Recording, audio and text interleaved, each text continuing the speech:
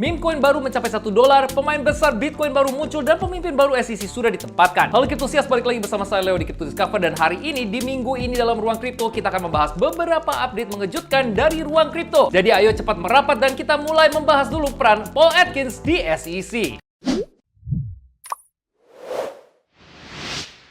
Dalam perombakan besar yang bisa memiliki implikasi besar untuk industri kripto, mantan komisaris SEC dan pendukung kripto lama Paul Atkins resmi dilantik sebagai ketua baru Komisi Sekuritas dan Bursa Amerika Serikat SEC, menggantikan musuh bebuyutan kripto Gary Gensler. Ini berita yang besar karena Gensler selama ini dilihat sebagai penghambat dalam perkembangan kripto dengan mendorong tindakan hukum yang keras, mengajukan tuntutan hukum ke pemain besar seperti Coinbase dan Ripple tanpa menawarkan kejelasan regulasi. Tapi kali ini, dengan masuknya Atkins, ada optimisme yang berkembang kalau SEC akhirnya bisa mengadopsi pendekatan yang lebih adil dan ramah inovasi untuk pengawasan kripto. Dan pasar tampaknya pun bereaksi positif ke berita tersebut, dengan Bitcoin naik setelah ini diumumkan di hari Selasa. Tapi sabar dulu Kriptosias, karena ini tidak bisa mengubah semua situasinya dalam semalam. Karena SEC masih merupakan lembaga yang bergerak lambat, dan Atkins juga akan menghadapi tekanan dari anggota parlemen dan regulator yang tetap skeptis terhadap kripto. Tapi ini berpotensi menjadi titik balik untuk kripto. Bagaimana pendapat Kriptosias? Apa perubahan ini mengarah pada reformasi nyata? Pastikan kalian subscribe ke channel kita untuk mendapatkan update terbaru seputar segala hal kripto setiap minggu di Crypto Discover. Update besar berikutnya adalah pemain baru yang ingin menggunakan strategi Bitcoin Michael Saylor, 21 Capital. Perusahaan investasi yang berbasis di Swiss baru-baru ini menjadi berita utama dengan mengumumkan rencana untuk menjadi perusahaan yang diperdagangkan secara publik dengan perbendaharaan yang sebagian besar dibangun di atas Bitcoin. Hal ini mencerminkan apa yang telah dilakukan MicroStrategy selama bertahun-tahun di bawah pimpinan Saylor, yang menggunakan pasar ekuitas publik untuk mengumpulkan modal dan kemudian menggunakan modal tersebut untuk Bitcoin. Namun 21 Capital ingin mendorong model tersebut lebih jauh, yang berpotensi mengubah perusahaan mereka menjadi mesin keuangan bertenaga Bitcoin yang bahkan lebih agresif daripada MicroStrategy. Yang lebih menariknya lagi adalah waktu pengumumannya. 21 Capital melihat ini sebagai momen yang tepat untuk melakukan ini dan memposisikan dirinya sebagai alternatif Bitcoin native untuk keuangan tradisional. Langkah ini bisa menjadi hal yang bagus untuk para pendukung Bitcoin. Dan kalau model 21 Capital ini berhasil, kita bisa melihat berbagai perusahaan publik mencoba melakukan hal yang sama, yang bisa mendorong lebih banyak permintaan dan legitimasi mainstream untuk Bitcoin, yang tentu saja akan menaikkan harganya lebih tinggi lagi. Tapi tentunya strategi ini memiliki resikonya sendiri. Kalau harga Bitcoin anjlok, perusahaannya pun ikut anjlok. Tapi kalau berhasil, ini bisa menjadi awal era baru dalam strategi perbendaharaan Bitcoin. Dan kehebohan di dunia meme coin saat ini sedang tertuju pada pergerakan yang tadi diduga, Fartcoin. Meme coin ini sudah resmi mencapai angka $1